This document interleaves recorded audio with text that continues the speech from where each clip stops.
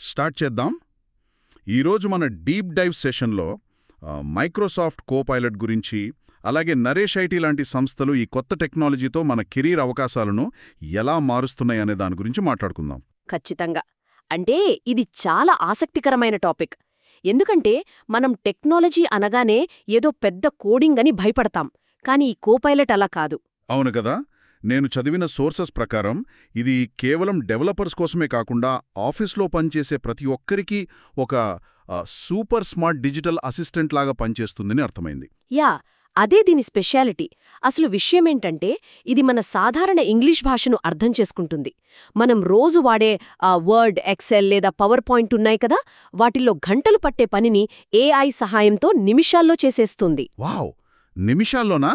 అంటే ఒక రకంగా చెప్పాలంటే పనులు చాలా వేగంగా అవుతాయి. కానీ నాకిక్కడ ఒక చిన్న డౌట్ వస్తోంది. అడగండి. అదే, ఇప్పుడు అందరికీ ఈ టూల్ అందుబాటులో ఉంటే ఇక ఉద్యోగులుగా మన ప్రత్యేకత ఏముంటుంది చెప్పండి? అంటే కేవలం ఒక వాక్యం టైప్ చేస్తే పనైపోతుందా? రైట్, ఇక్కడే అసలైన పాయింట్ ఉంది. ఆ ఒక వాక్యం టైప్ చేయడమే చాలా ముఖ్యం. దీన్నే ప్రాంప్ట్ ఇంజనీరింగ్ అంటారు. Prompt engineering, okay. అంటే కమాండ్స్ ఇవ్వడం అనమాట. అవును, కానీ సాధారణ కమాండ్స్ కాదు. ఇప్పుడు ఒక ప్రెజెంటేషన్ చెయ్యి అని మనం క్యాజువల్గా అడగడానికి, మరియు హెల్త్ కేర్లో ఏఐపై ఒక 10 స్లైడ్ల ప్రొఫెషనల్ పవర్ పాయింట్ చెయ్యి అని అడగడానికి చాలా తేడా ఉంటుంది కదా. ఓహో, అర్థమైంది. అంటే మనం ఇచ్చే ఆ డీటెయిల్స్ బట్టి రిజల్ట్ మారుతుందన్నమాట. సరైన సూచనలు ఇవ్వడమే ఇక్కడ అసలైన స్కిల్లాగా అనిపిస్తోంది. ఎగ్జాక్ట్లీ. ఏఐ అనేది ఒక పవర్ఫుల్ ఇంజిన్ అయితే మనమిచ్చే ప్రాంప్ట్ దానికి ఫ్యూయల్ లాంటిది.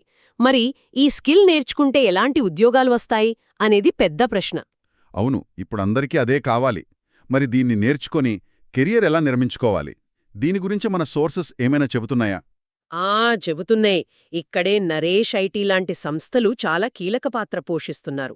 వీళ్ళు ఏఐ ప్రొడక్టివిటీ స్పెషలిస్ట్, అలాగే ప్రాంప్ట్ ఇంజనీర్ లాంటి కొత్త తరం ఉద్యోగాల కోసం ట్రైనింగ్ ఇస్తున్నారు. నరేష్ ఐటీ అనగానే నాకొక విషయం గుర్తొచ్చింది.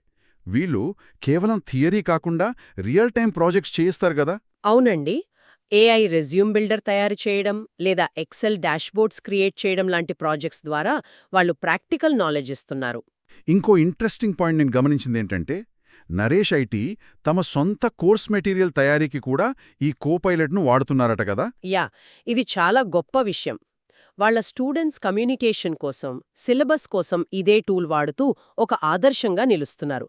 అంటే వాళ్ళు నేర్పించేది వాళ్ళు ప్రాక్టికల్గా వాడుతున్నారు. నిజంగా అద్భుతం.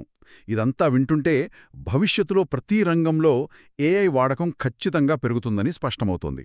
కోపైలట్ లాంటి టూల్స్ నేర్చుకోవడం ద్వారా ఒక అడుగు ముందుండవచ్చు. 100% నిజం. కానీ ఇక్కడొక చిన్న హెచ్చరిక కూడా ఉంది. కోపైలట్ అద్భుతాలు చేసినా రిజల్ట్స్ సరిచూసుకోవడానికి హ్యూమన్ రివ్యూ తప్పనిసరి అని మన సోర్సెస్ చెబుతున్నాయి. హ్యూమన్ రివ్యూనా? అంటే ఏఐ కూడా తప్పులు చేస్తుందంటారా? ఖచ్చితంగా. దానికి కాంటెక్స్ట్ అర్థమవుతుంది, కానీ మనలాగా కామన్ సెన్స్ ఉండవు కదా.